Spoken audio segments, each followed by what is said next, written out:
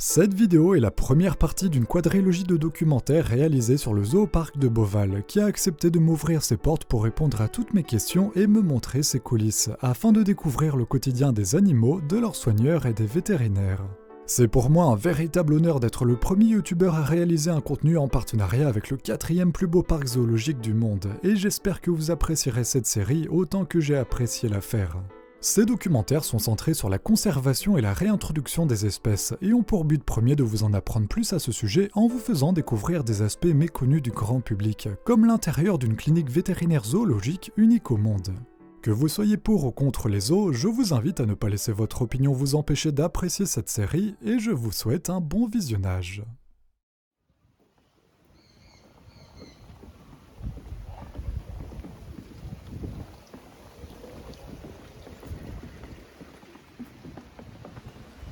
Bonjour Delphine.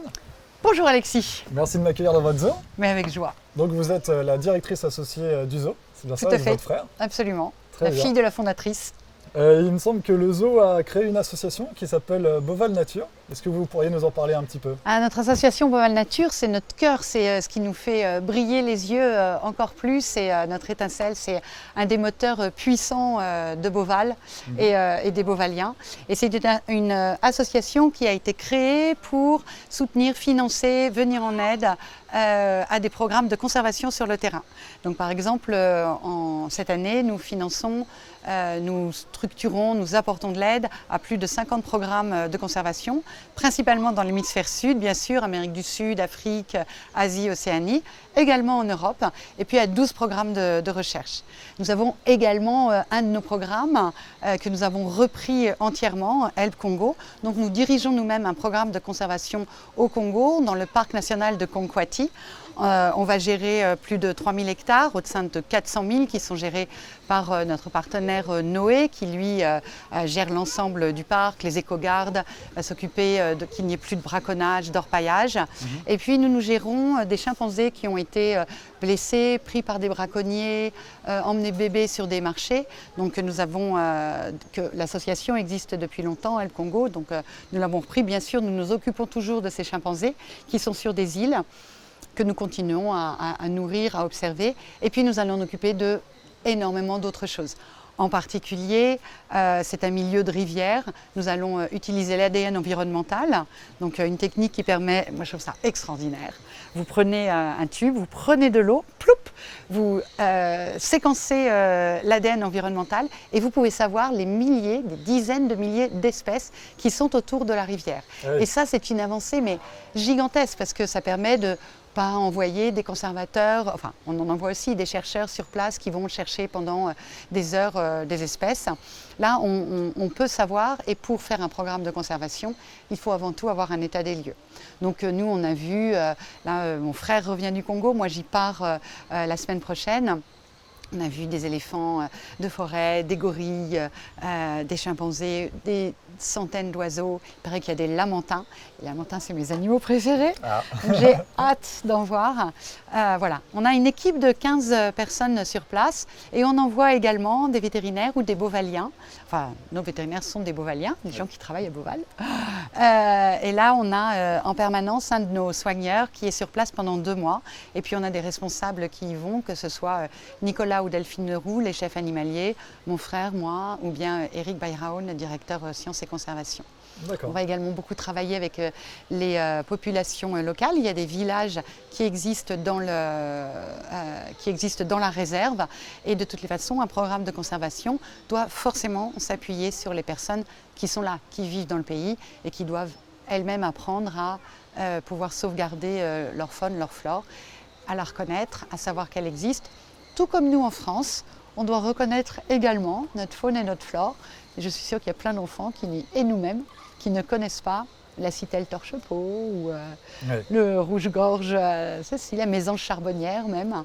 Donc voilà, ça commence par beaucoup d'apprentissage. De sensibilisation, oui. Exactement. D'accord. Et du coup, ça me reboucle sur nos 3 missions, puisque les 3 missions d'un parc zoologique et celle que l'on a à cœur à Beauval, c'est d'émerveiller. On émerveille les gens qui viennent.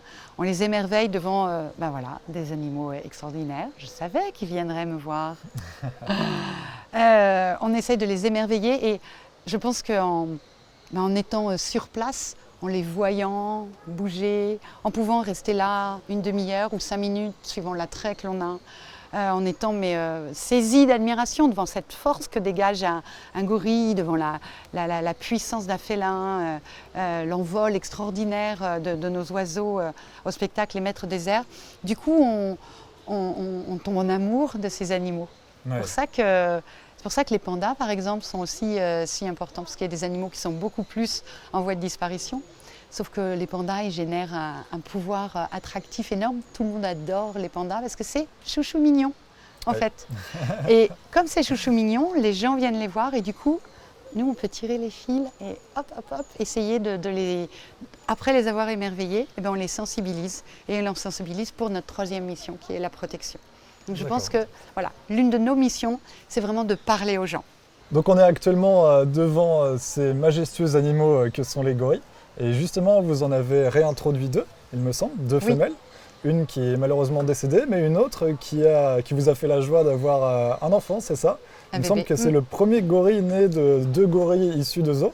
Qu'est-ce que ça vous a fait du coup C'était c'est une histoire assez extraordinaire. Effectivement, on a réintroduit 2 femelles gorilles, Mayombe et Kouimba, qui étaient nées à Beauval.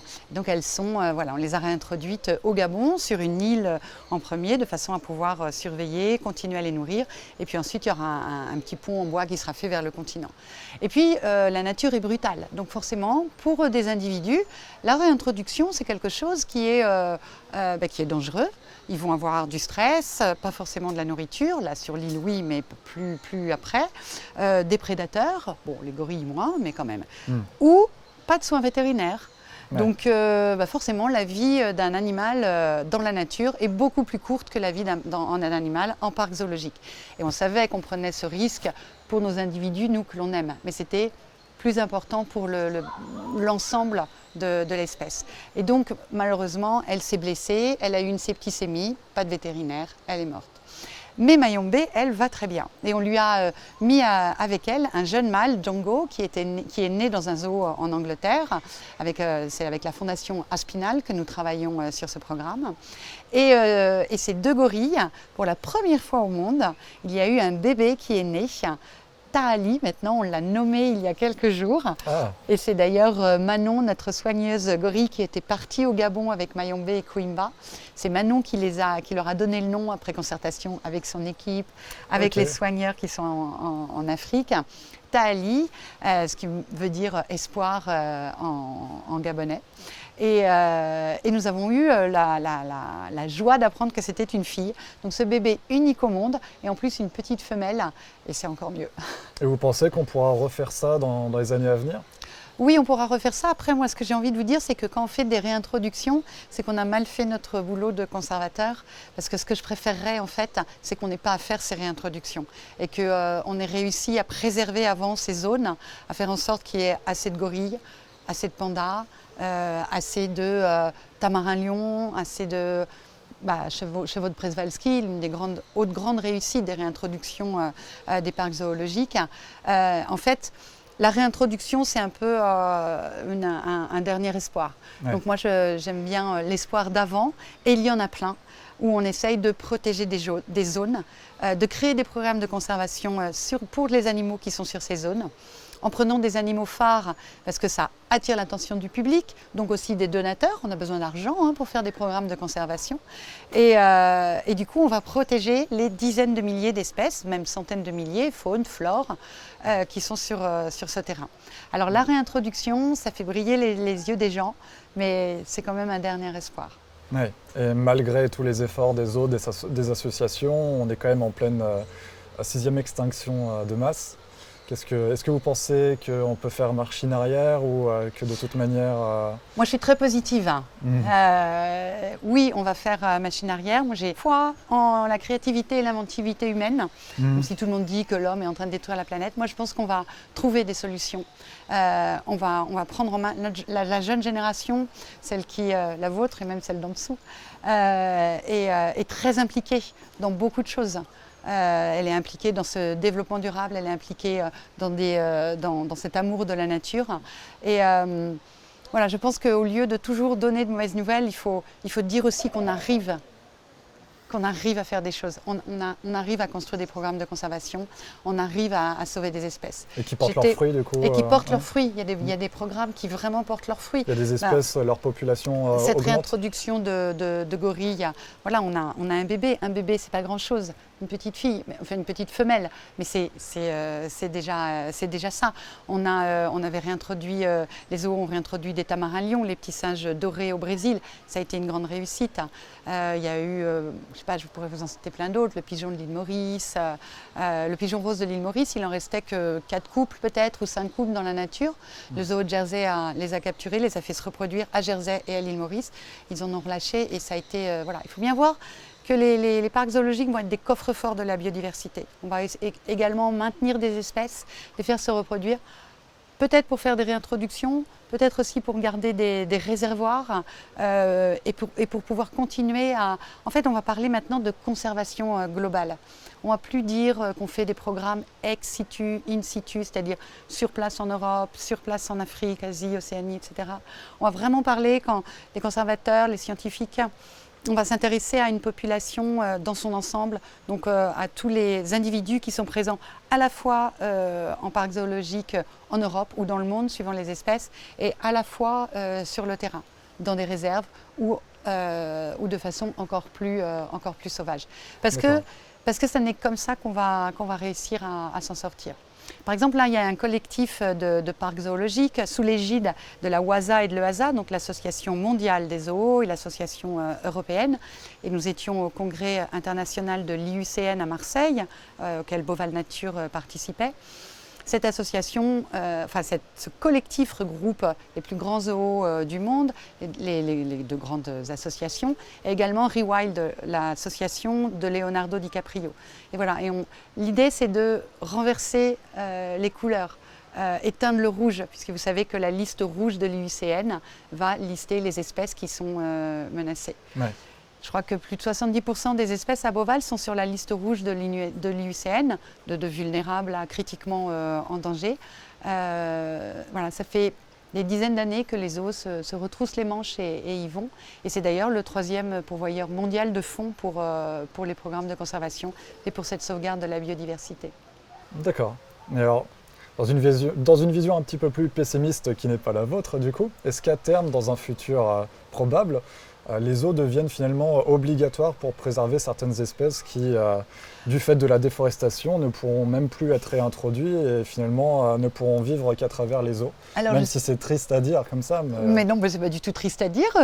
Vous trouvez que regardez comme ils sont beaux, nos animaux, c'est pas du tout triste à dire que les zoos existent. Ça permet d'émerveiller les gens déjà et de leur faire rencontrer cette nature qu'ils ne vont jamais rencontrer ailleurs.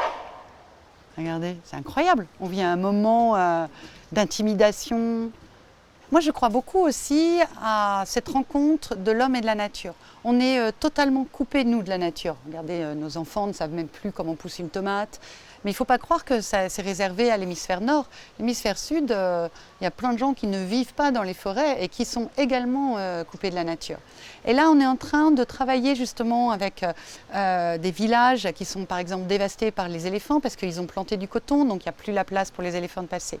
Donc ce qu'on va faire, c'est qu'on va reformer des corridors végétaux, donc replanter des arbres endémiques du coin, essayer de replanter beaucoup d'essences. Et en fait, on constate que les éléphants vont passer dans les arbres et ne plus dévaster les villages. Il y a vraiment une prise de conscience de cette harmonie à recréer homme-nature qu'on est ensemble en fait.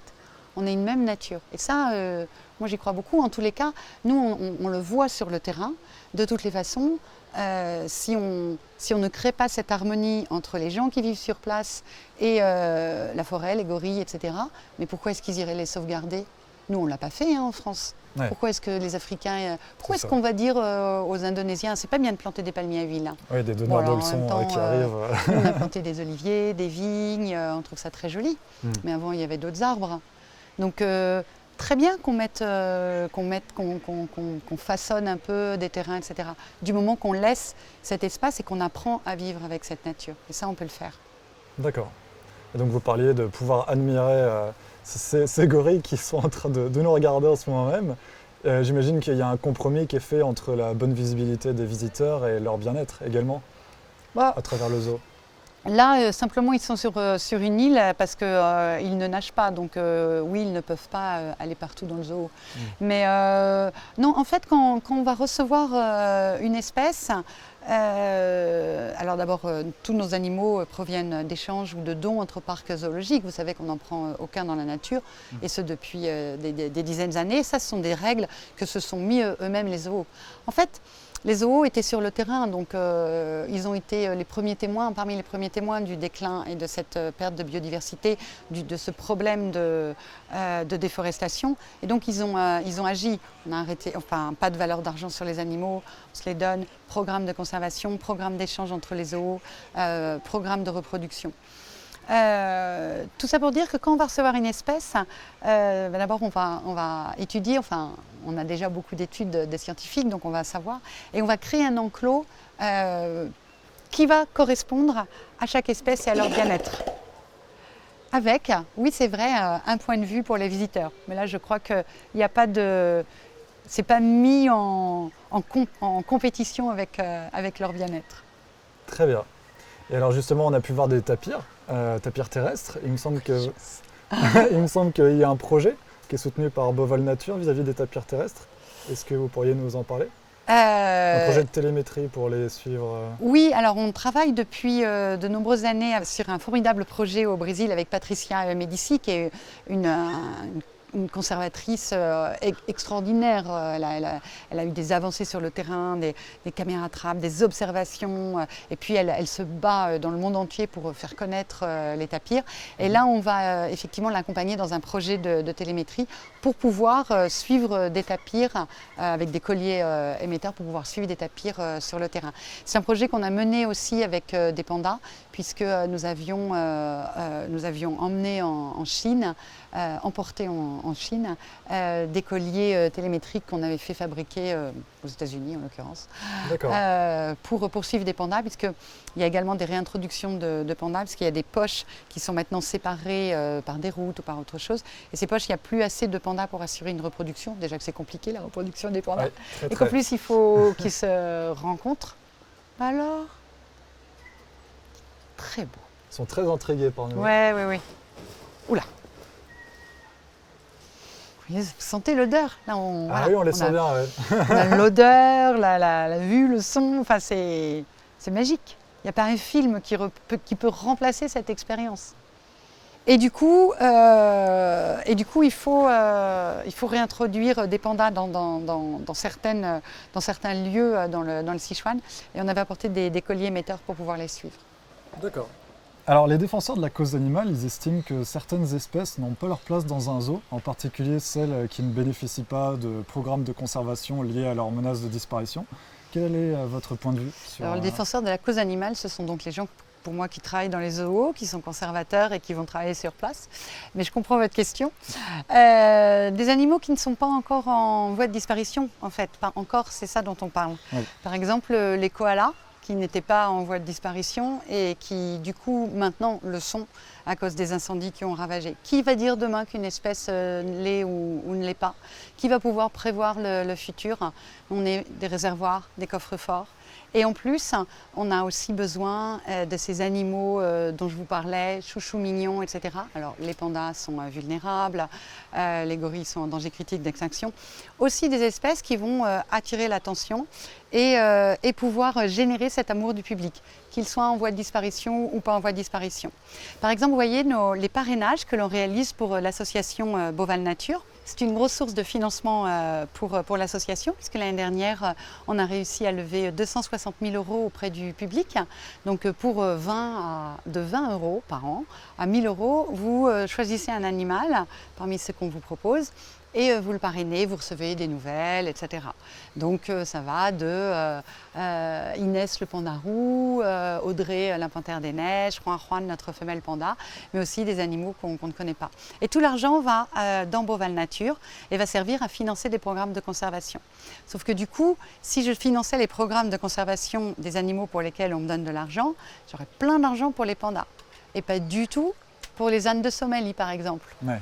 Donc voilà, donc quand on lève des fonds à travers des espèces attractives, qu'elles soient ou non menacées, ça nous sert sur le terrain à pouvoir servir des programmes de conservation. D'accord. Est-ce que vous avez la sensation d'emprisonner les animaux ou pour vous, ils ne font pas la différence? Ce sont des mots bien humains. C'est des mots que voilà, certains utilisent sur les réseaux sociaux. Donc, voilà. L'emprisonnement ou autre chose, moi ce qui m'intéresse c'est le bien-être de nos animaux pour avoir pu étudier l'espèce, que ce soit en parc zoologique ou dans la nature, connaître sa physiologie, ses besoins et pouvoir répondre à leurs besoins et à leur bien-être. C'est même pas, je vais vous dire, c'est même pas la taille d'un enclos qui compte, évidemment pas comme ça, mais c'est même pas la taille d'un enclos qui compte, c'est la façon dont il est aménagé, la façon dont un animal va pouvoir évoluer dans l'espace. Est-ce qu'il va pouvoir trouver des agrès s'il a besoin de grimper? Est-ce qu'il va pouvoir trouver des points d'eau s'il en a besoin ou de quoi courir? Évidemment, la nourriture, on la leur apporte. Donc c'est vraiment cette sensation voilà, de satisfaire ses besoins. D'ailleurs, les animaux en parc zoologique vivent beaucoup plus longtemps que les animaux dans la nature, contrairement d'ailleurs à ce que disent beaucoup de gens sur les réseaux sociaux. Ils n'ont pas de stress, ils ont de la nourriture abondante et la nourriture qu'il leur faut, ils n'ont pas de prédateurs et ils sont soignés. Donc oui, forcément, évidemment, l'espèce vit plus longtemps en parc zoologique. D'accord. Mais entre le choix de la liberté et ça, qu'est-ce que vous préfériez? La liberté est une notion humaine. Ouais, vous pensez qu'ils ne s'en rendent pas compte du coup sachant qu'ils sont nés en zoo? C'est une question très philosophique. Ils sont nés en zoo depuis des générations. Enfin, vous le voyez, ils sont en bien-être. Parlons de la liberté des petits chiens et des petits chats qui sont enfermés dans un appartement dans 10 mètres carrés, etc. Enfin, est-ce qu'ils sont heureux avec leur maître ou pas? Je n'ai pas de réponse à cette question. Je trouve que c'est une question bien trop philosophique et qui s'éloigne bien trop d'un vrai débat sur qu'est-ce que l'on peut faire pour sauver une espèce et quel bien-être on apporte à nos animaux. Oui, non, mais parce que voilà, les zoos sont... il y a beaucoup de débats sur les zoos, sur Internet, si c'est bien ou pas. Donc voilà, c'est le genre de... Parce que je crois qu'aussi les gens ne connaissent pas, ils ne savent pas ce que l'on fait. Moi, quand j'en parle, même aux amis de mes enfants qui ont dans une vingtaine d'années, il y en a qui arrivent avec plein de questions et qui sont stupéfaits de tout ce qu'ils connaissent parce que du coup, comme ils me rencontrent, ils ont plein d'infos d'un coup auxquelles ils n'ont pas accès. On ne sait pas que les zoos sont en fait ce vaste réseau extrêmement scientifique qui va œuvrer non seulement en parc zoologique, on a également beaucoup d'études de M1, de M2, de doctorants qui viennent pour étudier.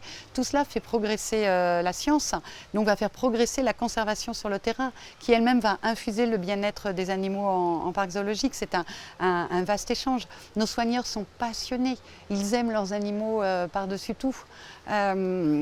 On va créer ces programmes de conservation, pouvoir sauvegarder des terrains entiers, des espèces entières. Les zoos sont le 3e financeur mondial de la conservation. Donc supprimer les zoos et puis trouver des fonds ailleurs. Ouais. Vous financez à hauteur de combien 350 millions de dollars. Par an? D'accord. Et il me semble que vous êtes le 4e plus beau zoo du monde, même du coup le plus beau zoo de France, finalement. Est-ce que du coup vous avez grands zoos. Voilà. Est-ce que vous avez le sentiment de devoir du coup être exemplaire sur tous les aspects? Est-ce que vous arrivez à tenir cet objectif? Alors on a le sentiment en tous les cas de devoir essayer. De devoir toujours se mettre en mouvement, s'interroger et faire des progrès. Exemplaire, non, bien sûr que non, on n'est pas exemplaire sur tous les sujets. Qui peut l'être? Donc en revanche, on essaye tout le temps. On va créer de nouveaux programmes, on va améliorer le bien-être de nos animaux, créer de nouveaux enclos. On est dans le développement durable, mais on faisait du développement durable comme M. Jourdain faisait de la prose. On en faisait avant que ce soit à la mode, parce que ça a toujours été dans notre ADN, dans notre façon d'exister et d'envisager justement ce rapport de l'homme et de la nature. Donc pas de désherbant, désherbe à la main, etc. Enfin, tout ce que l'on peut faire pour essayer de s'approcher de cette harmonie. Donc exemplaire, non, certainement pas, mais tendant à s'améliorer, oui, tout le temps. D'ailleurs, Parfois, c'est ce que l'on dit à certains détracteurs. Et vous, vous faites quoi, vous faites sur le terrain? Ah bah oui, mais non, on lance des alertes. Ah oui, d'accord. Mais en fait, vous n'êtes jamais allé sur le terrain. En fait, vous ne faites aucun programme de conservation. En fait, vous n'agissez pas. Il y a un moment, c'est super de réfléchir. Mais il faut aussi agir. Nous, on agit. D'accord, très bien. Et alors, dernière question, quels sont vos objectifs long terme du coup pour le zoo? Mon frère est un bâtisseur, un constructeur. Ce qu'il aime par-dessus tout, c'est effectivement pouvoir imaginer de nouveaux enclos installés dans encore plus grandes espèces. Donc on va créer une très grande volière sud-américaine où les oiseaux voleront en liberté, flamants roses, grues, etc. Et puis on a toujours plein de projets. Et puis à plus long terme, mais aussi pour notre cœur, évidemment de développer encore plus Beauval Nature, d'augmenter les fonds, aussi bien les fonds qu'on lève du public, cette force des Beauvaliens qui s'investissent avec nous dans l'association, de pouvoir aller plus sur le terrain, de pouvoir soutenir plus de programmes et puis de changer le monde. Et vous pensez réintroduire prochainement des animaux dans les années à venir? Ah ça, alors là, ça dépend vraiment de beaucoup de choses. Ça dépend d'une analyse scientifique de ce qui se passe sur le terrain, des poches où on va avoir besoin de tel ou tel animal, d'une concertation au niveau de l'association européenne des zoos, l'EASA, ou de la WASA, l'association mondiale. C'est vraiment des programmes très scientifiques avec des conservateurs. Donc c'est pas nous qui décidons, tiens, les 2 petites langours de Java, ou tiens, nos petites femelles gorilles, hop là au Gabon. Eh ben, je vous remercie beaucoup pour toutes ces réponses très intéressantes. J'ai appris plein de choses. J'espère que vous aussi de votre côté. Et puis merci encore de m'avoir accueilli dans votre zoo, de me faire confiance pour ce documentaire.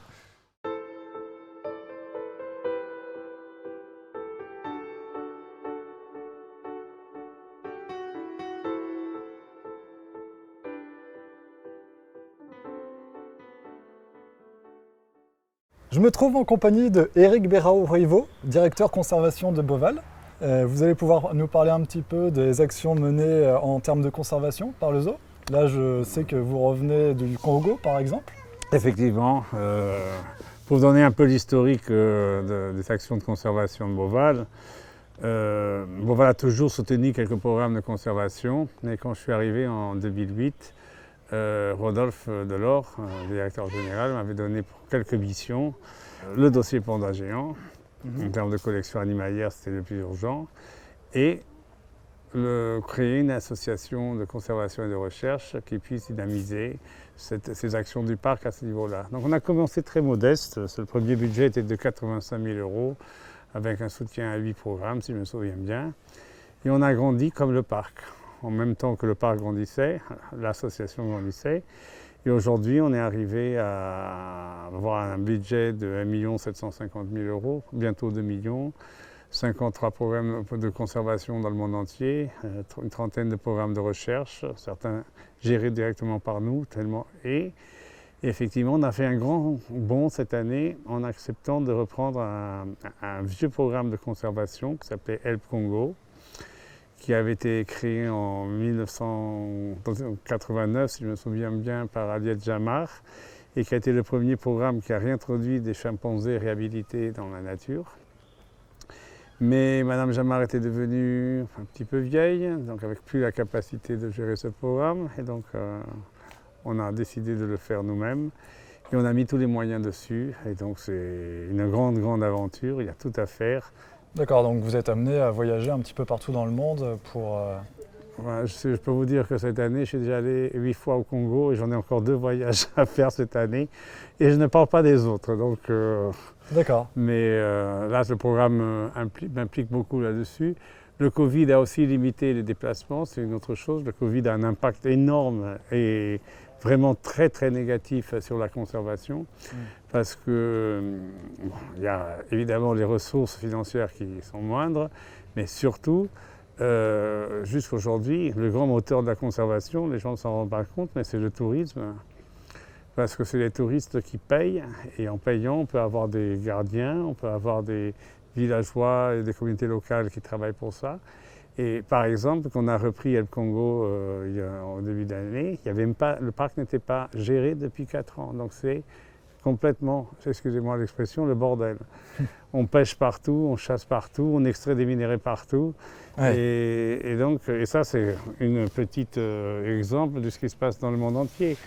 Donc, c'est une chose aussi dont je suis très orgueilleux par rapport à Beauval et à Bavol Nature, c'est que malgré les difficultés du Covid, malgré les mois et les mois de fermeture que nous avons non seulement assuré la pérennité le jour le jour de nos extraordinaires collections animalières, mais on n'a surtout jamais lâché les gens qui travaillaient dans la conservation dans le milieu naturel. Nous avons toujours respecté nos engagements. D'accord. Là, ces 2 derniers jours, on a pu voir des tapirs terrestres, girafes, langur de Java. C'est des animaux du coup qui ont un programme de conservation, même pour certains, réintroduction. Alors, vous en donnez de très bons exemples. Alors, pour aller rapidement, je vais vous dire, les langurs de Java me tiennent beaucoup à cœur parce que c'était les premiers animaux nés à Beauval que nous avons réintroduits en Indonésie, sur l'île de Java, en collaboration avec la Fondation Aspinal.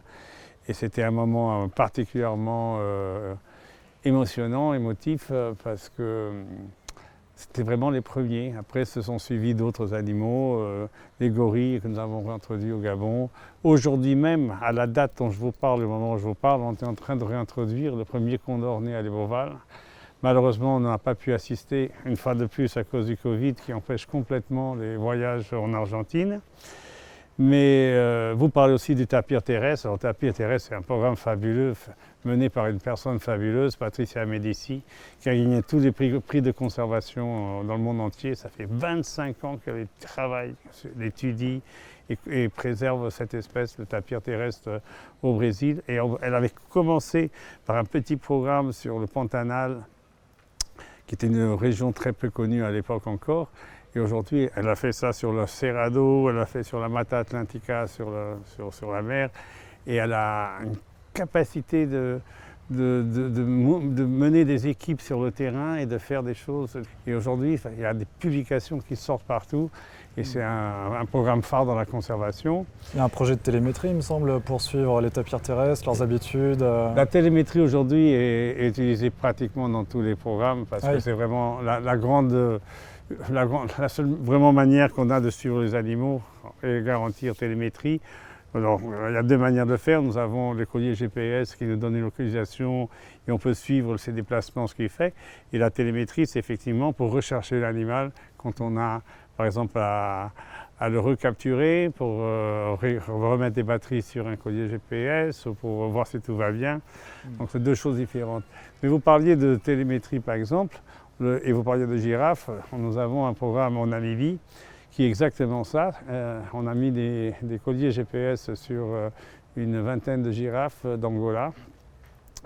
Et aujourd'hui, on est en train d'étudier et découvrir pour la première fois l'occupation spatiale, les interactions entre girafes, ses déplacements.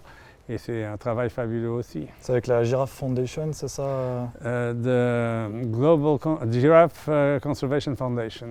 D'accord, vous travaillez avec eux, c'est soutenu c'est par très Beauval. ami. C'est soutenu aussi par Beauval. On n'est pas les seuls, ils sont soutenus par beaucoup. Comme je vous dis, il y a des programmes que les zoos soutiennent et là ils vont chercher 5, 6, 7, 10 zoos qui veulent soutenir. Par exemple, moi j'ai un programme en Colombie qui est soutenu par 20 zoos européens qui tous les années me donnent de l'argent pour continuer ce programme pour un petit singe en Colombie. C'est un programme que je mène déjà depuis 2005, donc ça va faire 16 ans aujourd'hui.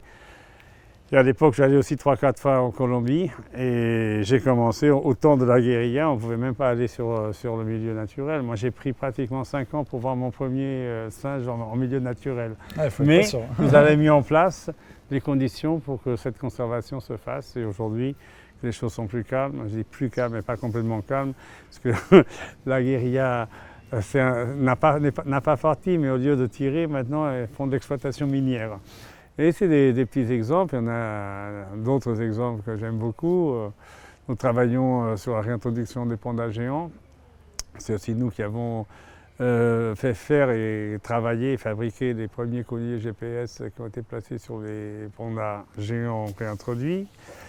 Et dans le futur, nous allons probablement faire bientôt, on dit bientôt à moyen terme, 2-3 ans, je suis en train d'étudier la viabilité, de réintroduire un groupe de chimpanzés au Congo qu'on a sur une île. C'était des chimpanzés réhabilités qu'on a mis sur une île et qui en fait ils se sont très bien réhabilités, qui se reproduisent aujourd'hui. Il y a des bébés qui sont nés. Et comme je n'ai pas envie d'avoir des bébés 50 ans sur une île, j'ai décidé qu'on va étudier et refaire ça. Et ça va être aussi une grande première pour Beauval, c'est-à-dire gérer ce programme de réintroduction nous-mêmes. Et ça va être absolument spectaculaire si tout va bien, mais il y a encore beaucoup de logistique à résoudre. Et du coup, vous qui êtes amené à être souvent sur le terrain, vous devez être témoin de la déforestation, de choses comme ça, des espèces qui disparaissent petit à petit. On est en pleine 6e extinction de masse. Est-ce que d'après vous, on peut encore sauver les meubles Oui. Oui. Oui. D'abord, j'ai confiance en la génération qui vient. Et il faut la voir, il faut leur donner l'opportunité, parce que je suis sûr qu'ils sont meilleurs que nous, que ma génération en particulier, j'en suis certain. Il y a une autre conscience environnementale que nous n'avions pas du tout. Je dirais que les maîtres de la politique et maîtres de la décision du monde n'ont pas non plus. Mais on va voir. Et la deuxième raison, c'est que je pense que pour la première fois, on commence à avoir conscience, même à des niveaux très hauts, que si on ne fait rien, on va tout foutre en l'air. Et on ne peut pas être pessimiste et dire que ça va partir. Moi non, je suis là pour lutter, je lutterai jusqu'au dernier jour pour laisser cet héritage fabuleux aux générations futures. On ne peut pas dire que ça va se passer. On a des problèmes, on va résoudre certains, on ne va pas tout résoudre, mais on va continuer à avoir une terre fabuleuse et un monde merveilleux. J'y crois et j'y lutterai pour ça. Mais vous parliez de déforestation. Alors déforestation, oui, comme on le sait, je veux dire, elle est partout. Et à qui la faute? La faute, c'est aux pays riches. Par exemple, pour faire de l'huile de palme, il faut absolument détruire la forêt, parce que c'est là qu'ils ont fait. Les forêts primaires, oui. Donc, et pourquoi ils détruisent, ils vendent de l'huile de palme? Parce que nous le demandons, c'est nous les consommateurs. C'est pas eux, c'est nous. Mais donc, je dis, c'est dans ce sens-là qu'il faut que les zoos ont cette possibilité. Je crois que ce sont les uniques au monde. On peut éduquer, enseigner, faire les gens penser à ce qu'ils consomment, comment ils consomment, ce qu'ils achètent, comment ils achètent, qu'est-ce qu'ils peuvent faire pour la nature. En même temps, nous pouvons conserver les espèces en milieu naturel, nous pouvons faire de la recherche et nous pouvons tout ça le faire avec un sourire sur les gens qui nous visitent. Je trouve ça extraordinaire. Malgré tout, la température continue d'augmenter, les forêts continuent d'être détruites à vitesse grand V. Je suis tout à fait d'accord. Est-ce qu'à terme, dans un futur probable, sans forcément être pessimiste, certaines espèces ne pourront vivre qu'à travers les eaux? Je dirais que c'est probable que ça arrive. Je pense par exemple aux ours polaires, qui m'inquiètent beaucoup. Mais je pense aussi à beaucoup d'espèces alpines qui sont très endémiques. Mais je continue à dire, on est en train de travailler pour essayer. On n'est pas à la fin, on a encore du travail sur la planche et on va y arriver. Je peux pas accepter. Il y a le GIEC qui dit quand même que c'est trop tard sur beaucoup d'aspects. Ah, mais je sais. Que même si on arrêtait toutes les émissions de gaz à effet de serre aujourd'hui, on a enclenché une boucle de rétroaction qui fait que la température va continuer d'augmenter indéniablement. Et la nature va s'adapter, comme elle s'est toujours adaptée. Ce sera plus la même. Avec beaucoup d'espèces qui vont disparaître. Oui, par exemple, il y a 30% des espèces d'amphibiens qui sont pratiquement disparues. Et ce n'est pas à cause de la température, c'est encore à cause de nous, qui avons divulgué une maladie qui s'appelle chytrite, qui est un petit champignon, et qui a détruit 30% des espèces d'amphibiens du monde entier. Et tout ça parce qu'on utilisait avant une grenouille pour tester la grossesse chez les femmes. Et ça a été disséminé au monde entier avec la grenouille qui était envoyée dans le monde entier. Donc nous, on a beaucoup à apprendre de ce qui se passe.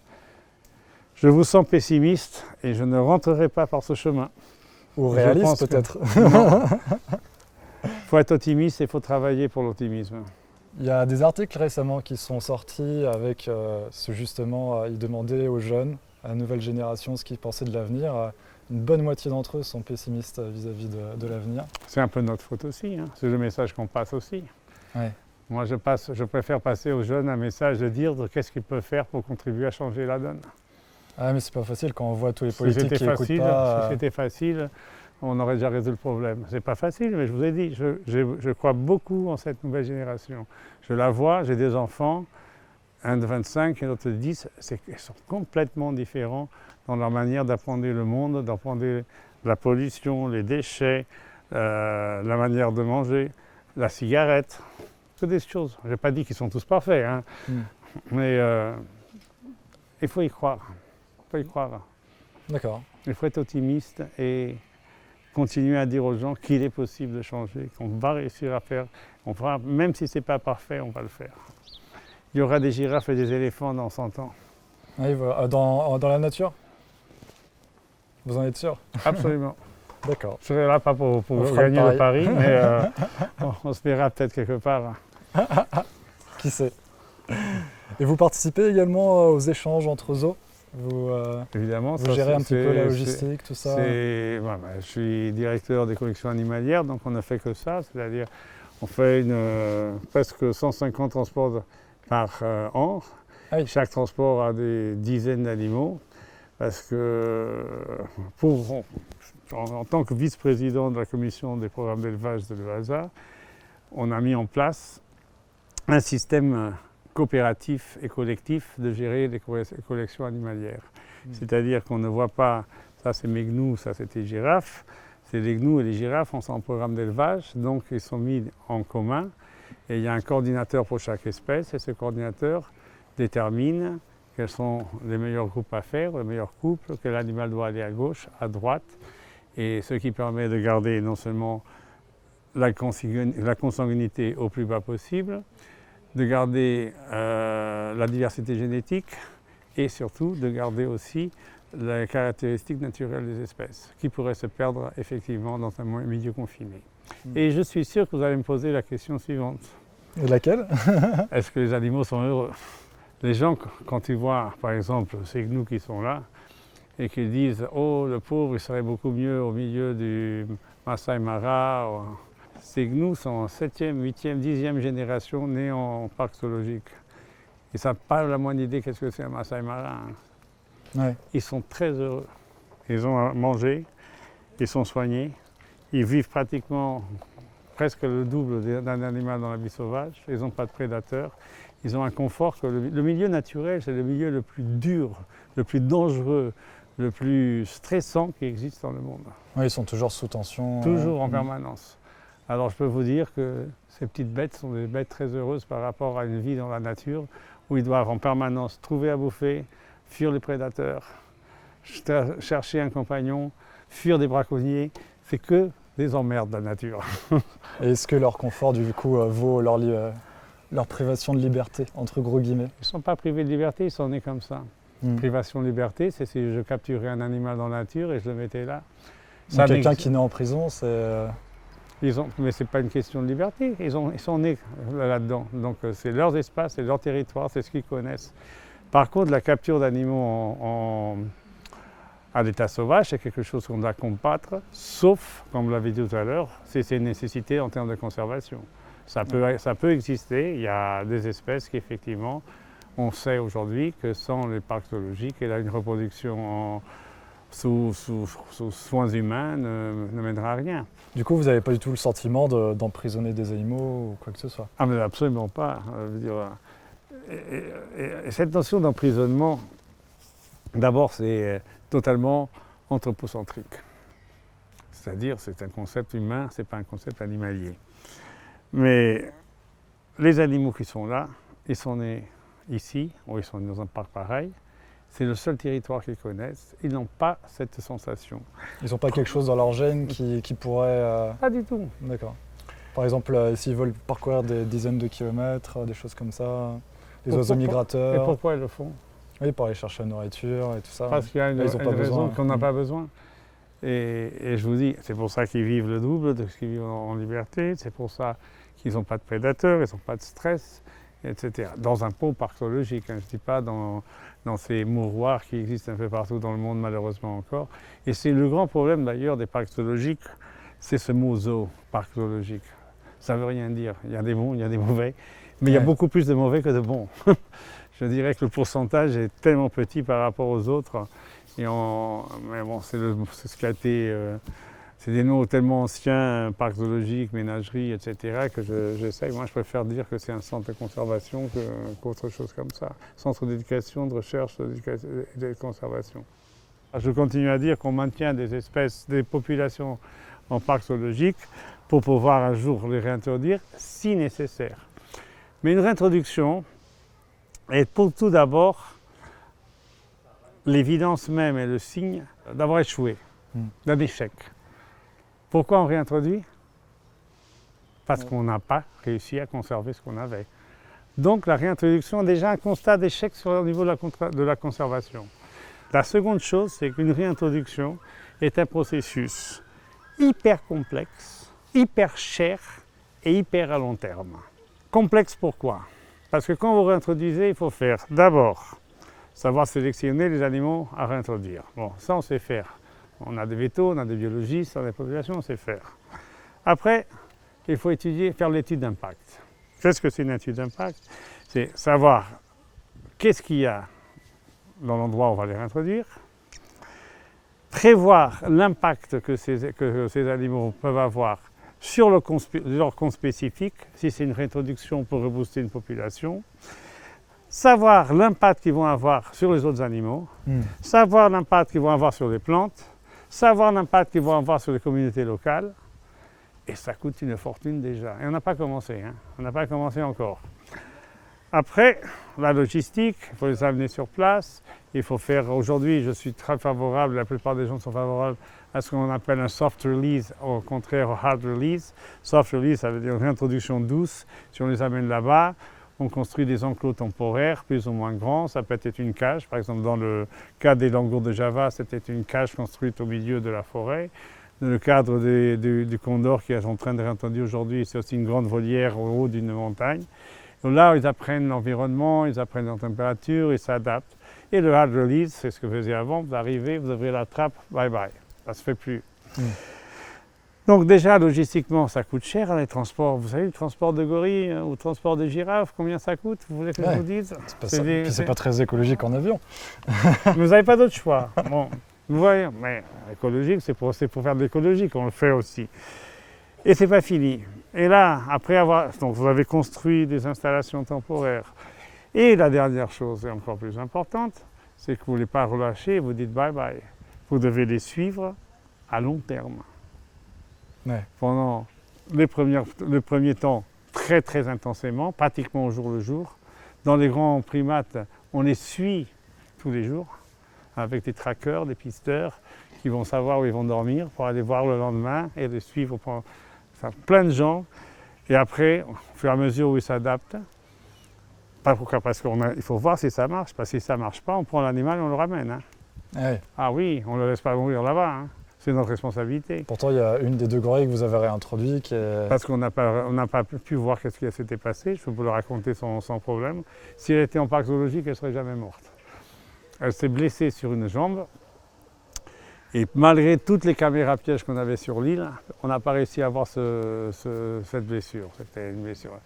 Et la plaie a gangréné et elle est morte d'une septicémie générale. Donc, en parc zoologique, ça n'aurait jamais été arrivé. Mais la nature est très très dure. Et donc les animaux sont suivis, donc il faut mettre des colliers GPS, il faut faire de la télémétrie, il faut les suivre, il faut avoir du monde qui les suit en permanence et pendant des années. Donc quand je vous dis, les réintroductions se font et elles peuvent avoir du succès, elles ont du succès, mais c'est toujours un processus long, dangereux aussi. Il y a un danger, c'est quand vous sélectionnez vos animaux, il y a toute la partie aussi sanitaire à voir bien. Quels pathogènes possibles qui peuvent amener dans un endroit où ils n'existent pas, type de maladies, etc. Donc les réintroductions, c'est fantastique du point de vue médiatique. Ça peut être fantastique du point de vue de conservation. Encore aujourd'hui, j'ai reçu une nouvelle fabuleuse d'un petit marsupial australien qui, en 1980, restait que 150 animaux. Et aujourd'hui, on a 1500 animaux réintroduits. On a attrapé les 150. On a fait la même chose avec les diables de Tasmanie, qui étaient tous en train de mourir à cause d'un cancer du visage. On a dû apprendre les derniers et les mettre. Il y aura d'autres cas comme ça. Le saola, si un jour on arrive à l'attraper, ce sera la même chose. On va tout attraper, mettre en parc zoologique ou en soins humains. Ça peut être sur le pays d'origine, hein, je n'ai rien contre ça. Mais il faut faire une gestion captive, un mot que je déteste, parce que c'est pas une fois de plus, ils ne sont pas captifs. C'est leur territoire, c'est leur monde, c'est ce qu'ils connaissent rien d'autre.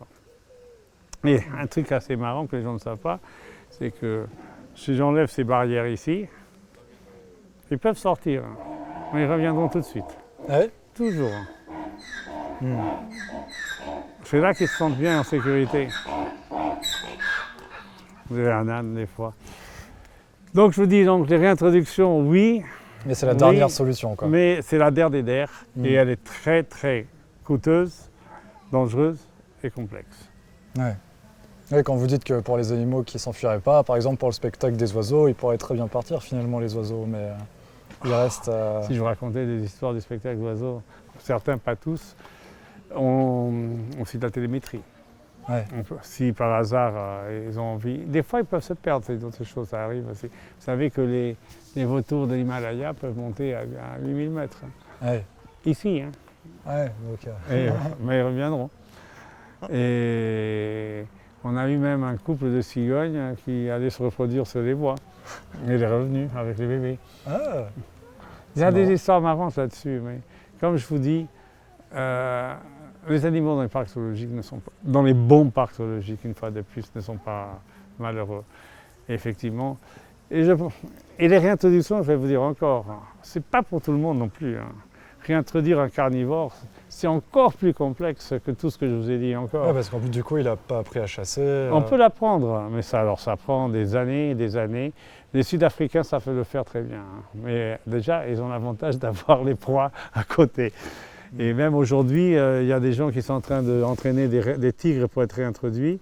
Ils sont en train de les entraîner en Afrique du Sud. Et le but premier d'un zoo comme Beauval, c'est de faire le plus d'argent possible ou c'est de conserver les espèces? C'est les deux. L'un ne va pas sans l'autre. Le but final? Le but final, c'est les deux. Le but, c'est faire de l'argent, oui. Et distribuer de l'argent à la conservation, oui. Et faire des programmes d'élevage pour qu'on puisse garder les populations en milieu humain, oui. Ce qui est important, c'est l'allocation des ressources. C'est ça que je veux dire. Faire de l'argent, c'est important. Tout le monde doit en faire parce que c'est l'argent qui permet de faire des choses. Après, il faut être décidé à donner une partie de cet argent aux choses importantes, à la conservation. Moi, je me bats, par exemple, qu'il y ait plusieurs solutions. J'en ai pas pour l'instant, mais qu'il y ait au moins 3 à 5% du chiffre d'affaires d'une entreprise. Je ne dis pas des bénéfices, je parle du chiffre d'affaires qui vont à la conservation. D'autres pourront dire un pourcentage des bénéfices. Moi, je préfère le chiffre d'affaires une fois de plus. Il y en a un qui disent, on prend un pourcentage sur le billet d'entrée. Il y a plusieurs solutions pour ça. Si un zoo n'est que purement commercial pour faire de l'argent, alors c'est un zoo pourri. Il en existe. Je vous ai dit qu'il y avait plus de zoos pourris que de bons zoos au départ. C'était ma première question. Il en existe, mais dans le cadre des associations de zoos, qu'elles soient nationales, qu'elles soient régionales ou mondiales, on a des exigences à ce niveau-là. Alors justement, c'était une de mes questions. Maintenant, plus ou moins tous les zoos sont obligés de faire un programme de conservation du fait de certaines lois. Non. Non, pas en France. Ils sont obligés de soutenir la conservation. Ils ne sont pas obligés de faire un programme de conservation. Oui, d'accord. Si je donne, par exemple, 5 millions d'euros à la conservation en général, à 20 ou 30 programmes, je suis en train de faire un travail fabuleux. Ça ne veut pas dire que moi-même je dois le faire. Ni tous les zoos ont les ressources pour le faire, mais ils doivent, ce que dit la loi très clairement, et la directive européenne sur les zoos dit que tous les zoos doivent contribuer à la conservation, à l'éducation et à la recherche. Moi, je pense que cette directive est limitée parce qu'elle devrait quand même mettre quelques chiffres là dans le texte, mais ça c'est une autre histoire. Mais comme la directive ne met pas les chiffres, les associations le font. Alors justement, vous pensez que sans ces lois, il y a certains zoos qui ne le feraient pas? Je pense que même avec les lois, il y a des zoos qui ne le font pas. Pourquoi? Parce que comme toutes les lois dans le monde, c'est facile de faire les lois, c'est beaucoup plus difficile de les appliquer. Il faut former des instructeurs, c'est toujours le problème des directives européennes et de tout ça. Faire des lois, c'est pas ça qui est compliqué. C'est l'application des lois qui est compliquée. Et c'est ça qui manque beaucoup. Je dirais même, la législation mondiale environnementale est bonne. Elle n'est pas mauvaise. Si vous comprenez ce que je veux dire, elle est bonne. Le problème, ce n'est pas la législation. Le problème, c'est son application. C'est pour ça que je vous dis, on peut tout faire dans le monde. Si on n'a pas des moyens, des instruments pour l'application de ça, ça ne sert à rien de faire des choses. Bon, ça sert dans le sens où on dit on est hors la loi ou dans la loi.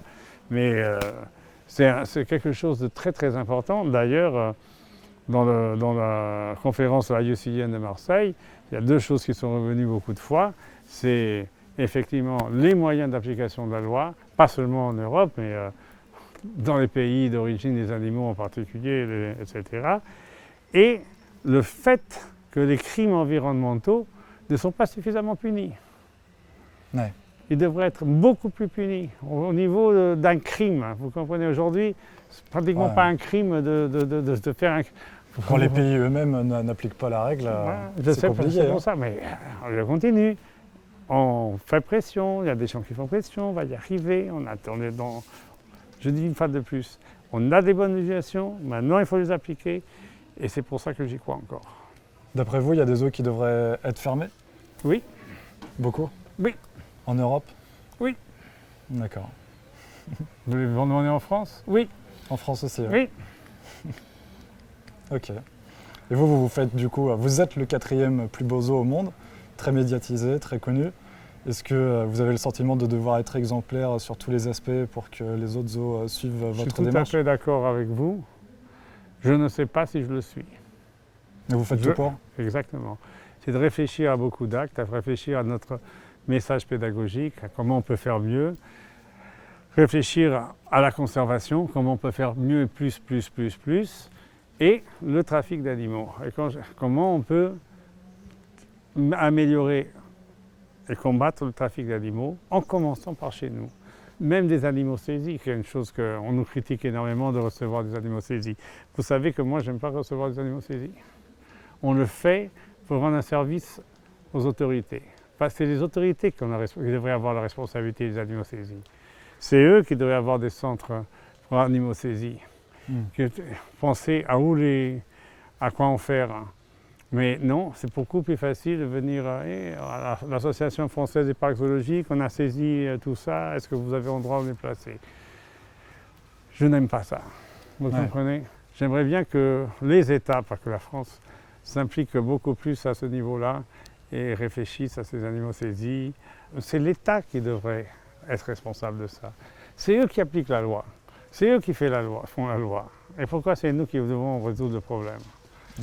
C'est tellement compliqué tout ça, des fois, les gens n'y pensent pas à tout, mais vous avez par exemple une centaine de perroquets du Gabon qui sont saisis à la douane. Ça va prendre quelques mois, pour ne pas dire plus, pour avoir tout, ils sont bien, pour les ramener au Gabon.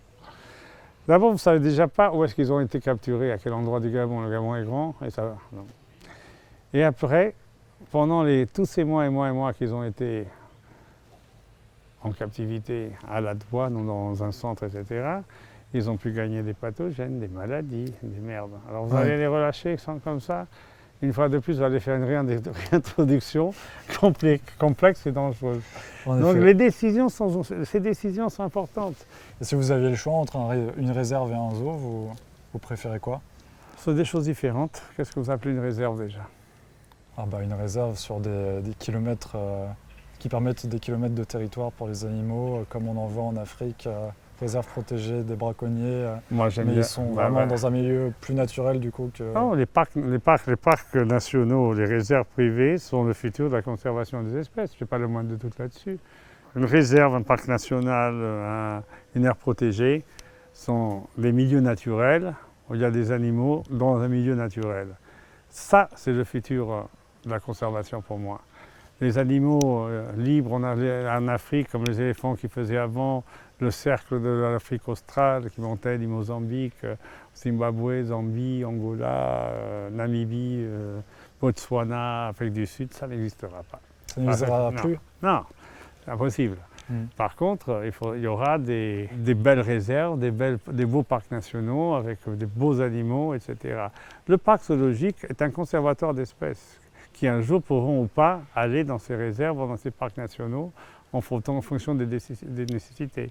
Donc, si vous voulez me poser une question différente, je me dire est-ce que je préfère voir un animal dans la nature ou un animal en parc zoologique, je vous réponds dans la nature, je n'ai pas la moindre doute là-dessus. C'est pour ça qu'on travaille. Mais j'aime bien voir mes zèbres de Grévy qui passent ici au soleil aussi. D'accord. Alors, dernière question. Quel est, d'après vous, le plus beau succès du zoo de Beauval? Ouh là là. En termes de conservation, réintroduction, vu qu'on est dans le sujet. Vous allez rigoler, au peur, mais je dirais que c'est la venue des pandas. Pas parce que c'est un panda, pas parce que... C'est parce que tout ce que les pandas ont amené à la conservation. Vous me parliez tout à l'heure de l'argent. Les pandas ont amené de l'argent. Il y a beaucoup plus de visiteurs. Et l'argent est allé à la conservation. On a fait un saut. Je veux dire, quand je suis arrivé à Beauval en 2008, on avait fait cette année 370 000 visiteurs. On a passé à 450, 600. Il y avait qu'avec les pandas, 1,2 million, 1,4 million, 1,5 million, 1,6 million. Et vous allez voir les millions de visiteurs et moi je vois les millions d'euros pour la conservation. Donc oui, en un certain sens. Après, moi je pense que l'histoire de Beauval est une histoire fantastique. Comment elle commence, je ne sais pas comment elle finira, mais au début il y avait le Verbe, et le Verbe c'était Madame Delors et ses 200 oiseaux dans un appartement à Paris. C'est une belle histoire, comment 200 oiseaux à Paris ont fini avec presque 35 000 animaux. 35 000 animaux, 800 espèces, 2 millions de visiteurs, 50 programmes de conservation, etc. Eh bien, merci beaucoup Eric pour ces questions très intéressantes. J'ai appris beaucoup de choses, j'espère que vous de votre côté également. Je vous souhaite bon courage pour la suite. Avec votre optimisme, je pense qu'on pourra faire encore pas mal de choses pour la conservation, la réintroduction. Et puis après, comme vous dites, les nouvelles générations prendront le relais.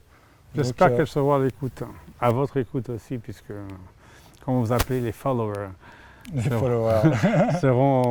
écouteront le message d'espoir, parce que c'est ça que je voulais transmettre surtout. Et bien justement, j'espère que ce documentaire, à mon échelle, vous permettra d'avoir une nouvelle vision sur la conservation, réintroduction et également sur les zoos qui peuvent être parfois critiqués sur Internet.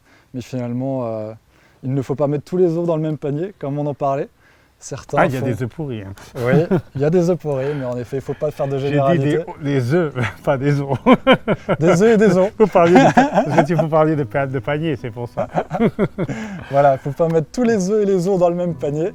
Et voilà, je pense qu'il y a certains zoos qui font beaucoup pour la faune, la flore, la conservation, la réintroduction. Et je vous remercie pour tout cela, on vous remercie pour tout cela. Et voilà, on espère que ça continuera dans le bon sens avec de nouveaux succès, de nouvelles réintroductions et des conservations toujours plus vastes. Voilà. Je vous dis à bientôt pour de prochaines vidéos, prochains documentaires. Merci d'avoir regardé jusqu'au bout. Salut tout le monde.